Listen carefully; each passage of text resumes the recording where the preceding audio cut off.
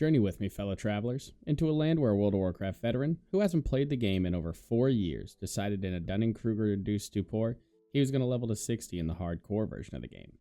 Dealing with janky 19-year-old mechanics that can only be described as nauseating, this is the story of Zentle, our main character, who through a crack-induced schizo journey will ensure his goals of grinding to level 60, raiding Molten Core, and of course not dying, will be met. It all begins in Durotar, the Sahara Desert of running fucking miles for one single quest reward that isn't worth the experience. But first, we have to decide how we got here. What made me get to this point? What awoke me from this slumber and made me boot up this monotonous subscription-based grind fest? Rav, Uber Danger, and Barney Beekeeper's journeys all inspired me to make content. And that's exactly what I'm here to do today for you guys. Now, do I think that I can make content on the level of those giants? No fucking shot. Have you watched Barney's Scarab Lord journey? It's perfection. But I'm here to make content that I and the niche group of people my comedy will reach and enjoy. And in my opinion, that's all that really matters. So let's get into this. Likewise, I 100% watched Mizkif's deaths on Soda Poppin's Clips channels and realized I could do this with ease. Watch this. Okay, great, I got it, just run, just heal me, heal me! Just go run into a fucking round? Heal me!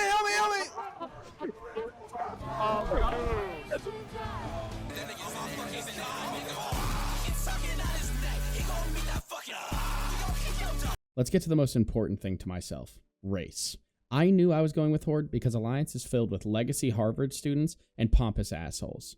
I also went with Orc Shaman because Orcs allow me to be my spirit animal, a juiced out, roid-raging freak, and also Shamans do crack, and I think that's fun. I also clicked onto the self-found, which I didn't realize at the time, but this is going to be the biggest fucking mistake I've made all playthrough. We've selected our class, our race, and also what our character is going to look like. And now we're heading into Durotar through the cinematic that the game begins us with, and I need to let you guys know that the first few levels are going to be pretty quick, simply because Durotar's the most boring fucking place ever. So I speak to the first quest giver that I could see, and then I turn it in. Now you can see rested XP is telling me I had to kill modeled boars and then vendor the trash they give me.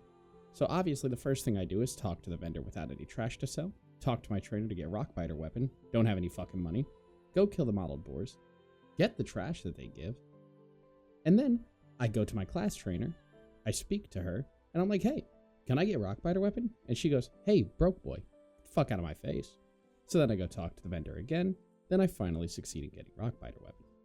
I then take my frustrations out on the wildlife and realize my true aspiration in life is to become a humble cactus farmer and a CEO. No breaks on my watch. This one doesn't like me very much, I don't think. I then destroy all the midgets in the area and realize that I must go into their home for the next quest. I deal with one of the classic mechanics of World of Warcraft, social situations, and we end up skanking through this cave, getting the Burning Blade Medallion, and ending Durotar. I leave the party, even though he allowed me to get through the cave with him, and speak with my local Sapta dealer. Sapta is just crack, which allows me to see spirits and get my totems. To recap the beginning village, we have decimated the local wildlife, eviscerated a bunch of midgets, and also got addicted to crack. Now we're on to Senjin village, where Master Galdrin tasks us with killing the local wildlife.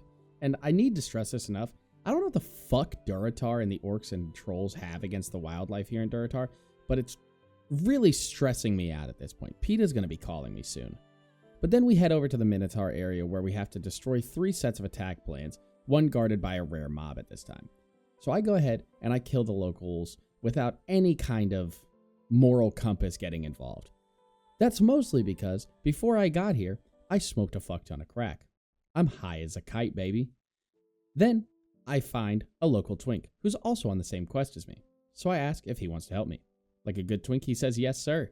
And we get to killing. We kill the first few mobs with no real problem as we're 2 people versus 1 person mobs. And then we get on to pulling the rare mob. The rare mob, I pull obviously with my ranged attacks while we have a warrior. And I try to kite it a little bit back so that neither of us take too much damage because in classic WoW, these kinds of mobs can 2 or 3 hit you if you get unlucky with procs and things of that nature. But luckily we had no problems with this one. And like a good top, I let the bottom reap all the rewards of the hard work I just put in for the last 30 seconds. Thinking maybe this would get me lucky tonight, but turns out This is a fucking woman. So even in a virtual video game, I can't get lucky. So I fuck off, leaving this person to deal with the rest of the village by themselves, hoping they die. I then go get a new crack pipe because mine broke. Zalazan is next on our radar because he's wheeling and dealing crack for the other side of the water trolls. We don't really like them that much, or at least that's what the war chief said. Pygmy surf crawlers are a little bit of an issue, at least that's what I think. PETA, on the other hand, thinks they deserve rights. I let them know that's not the case. Obviously, I survived. I have a job to do, and I go over there and I slaughter the competition, simply because I don't want my dealers' prices to go up. It's already way too expensive for someone as poor as myself, and I really need the gold for my mount when I hit 40, because I cannot walk that slow. Shamans are usually touted as one of the easiest classes to get to level 20, and usually in the early game they're even better, but that's just because they hit so hard with their staves and their rockbiter weapon. But me, I, personally, am just that good at the game. So watch as I absolutely dog walk Zalazan.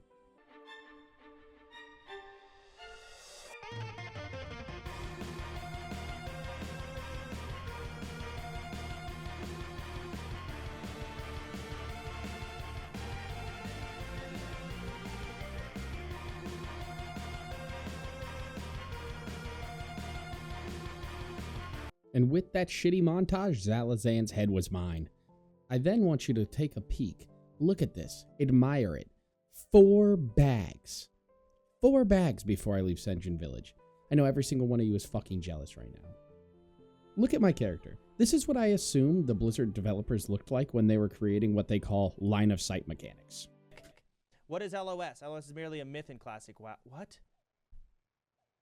You stand behind a wall and that pillager still casts the So I pull a quill board to get one of my quest rewards, and he obviously resists it, and this one's ranged, so I try to line of sight him, but he curves the bullet like he's fucking John Wick.